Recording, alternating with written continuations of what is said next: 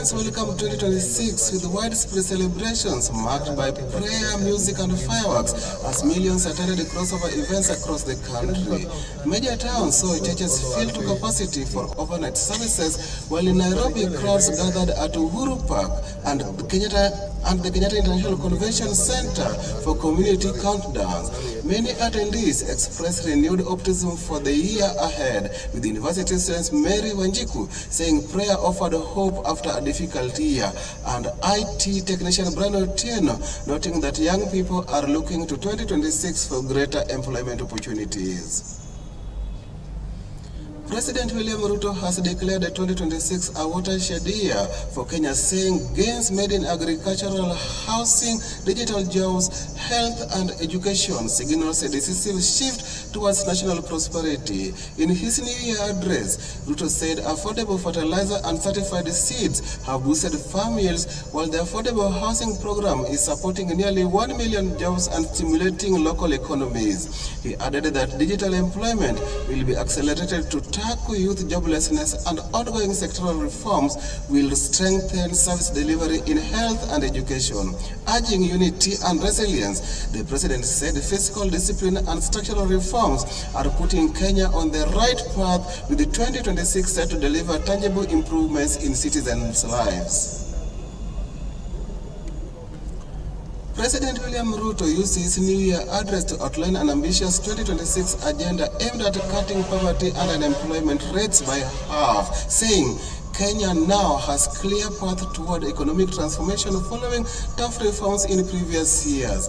Highlighting gains in healthcare access, agricultural productivity, job creation and infrastructure expansion, Ruto said these foundations positions the nation for a decisive leap forward, driven by the soon-to-be operational National Infrastructure Fund and Sovereign Wealth Fund. He pledged massive investments in road, railways, irrigation, a new JKIA airport, and completion of major national facilities, while also declaring alcohol and drug abuse a national emergency that will be tackled through tougher enforcement and expanded rehabilitation. Acknowledging that nearly 4 in 10 Kenyans still live below the poverty line and many youth remain jobless, Ruto said 2026 will mark the year of execution, insisting leadership will be judged on results, not rhetoric, as the country pushes towards long-term prosperity.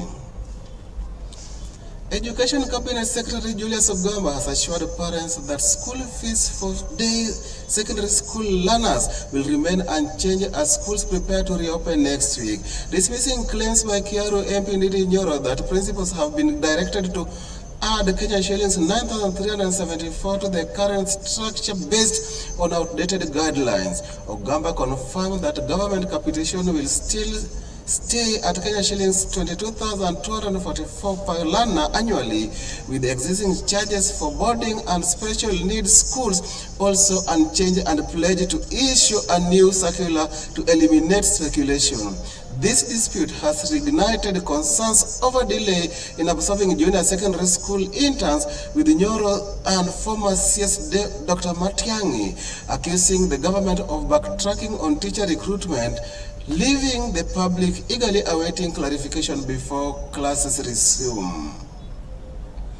Finally, ODM leader Dr. Oburu Oginga has announced his intention to contest the presidency in 2027, stating he will automatically be the party flag bearer should ODM choose to go it alone rather than form a coalition.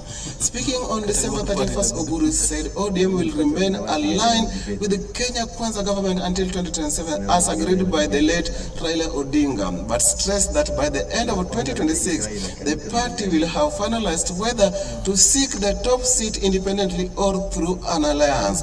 Citing the party's constitution, he affirmed that the ODM leader is the rightful presidential candidate if the party runs solo, warning aspirants eyeing the seat within ODM to seek alternatives if they cannot accept the position.